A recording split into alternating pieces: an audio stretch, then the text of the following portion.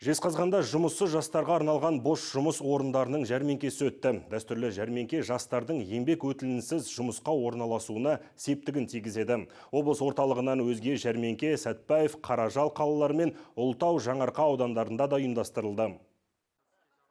Кезекті жәрмеңкеге қала бойынша 20 мекеме 100 бос жұмыс орнын ұсынды. Жалпы бұл бірнеше сағат ішінде ондаған жұмыс берушімен сұхбаттасатын алаң және жұмыссыздарға өте қолайлы мүмкіндік.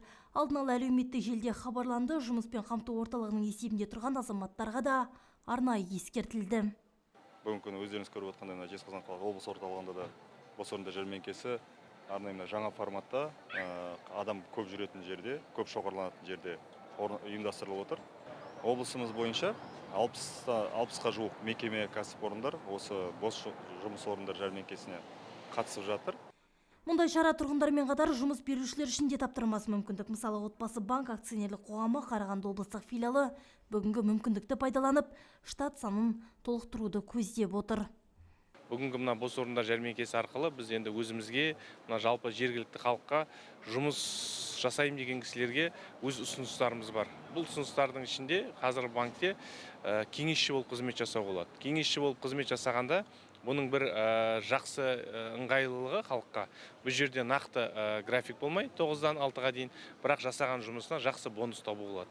Және бұл қызметтің қазіргі таңда енді көп қалаларда біздің Қазақстанның жақсы бір орын тауып отырған жері тек қана табыс табуды емес, сонымен қатар өзіміздің халыққа баспаналы болуға үлкен көмек тигізеді.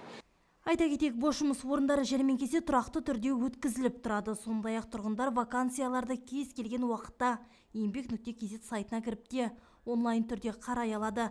Қазіргі таңда Жезқазған қаласында жұмыссыздар тізімінде 1014 адам бар.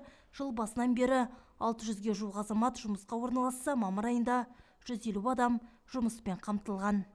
Жаңа облыс болғаннан кейін жаңа мекемелер ашылып жатыр. Сол мекемелердің барлығына жұмысқа орналастыру, қаламызды көркейтуге, қаламыздың жастары сыртқа кетпей, осы жергілікті өзіміздің елде бір қазық болса да, бір шеге болса да өздері дұрыстап қағып, сол еліміздің көркейтуіне, қаламыздың көркейтуіне, облысымыздың, жаңа облысымыздың құрылуына, көркеуіне атсалысуға соларды жастарымызды шақырамын. Гүлім Маратқызы, Думан Оразов, Нұрдәулет Аманкешев, Ұлытау телеарнасы.